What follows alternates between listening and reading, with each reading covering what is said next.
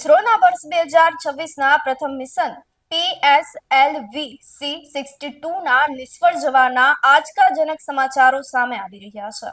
Mission PSLV-C62 રોકેટની ઉડાન બાદ ત્રીજા સ્ટેજમાં ટેકનિકલ ખામી સર્જાતા રોકેટની દિશા બદલાઈ ગઈ હતી. વિગતવાર ચર્ચા કરીએ. નમસ્કાર, આપ જોઈ રહ્યા છો ન્યૂ ભારત ન્યૂઝ અને હું છું આપની સાથે વલ્લરી વ્યાસ. શું આંતરરાષ્ટ્રીય કક્ષામાં કોઈ અદ્રશ્ય શક્તિએ ભારતના મિશનને રોક્યું છે કે પછી કોઈ ટેકનિકલ ખામી ભારતની આકાશી જાસૂસી પર ભારે પડી છે?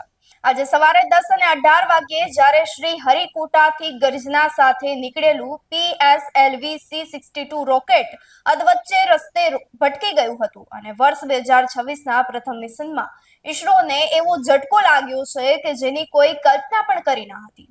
ત્રીજા સ્ટેજમાં રોકેટની દિશા બદલાઈ ગઈ અને જોતજોતામાં જ DRDOની જાસૂસી સેટેલાઇટ અન્વેષા આકાશમાં ક્યાંક ખોવાઈ ગઈ. ઇસરોના ચીફ વી નારાયણે નિવેદન આપ્યું કે બીજા સ્ટેજ સુધી બધું બરાબર હતું, પણ PS3 તબક્કે રોકેટ બેકાબુ બની ગયું હતું. દુશ્મનના બંકર સુધી નજર રાખનારા હાઇપરસ્પેક્ટર ટેકનોલોજીનો આ અદ્યતન સેટેલાઇટ હવે ઓર્બિટમાં પહોંચી શકશે નહીં.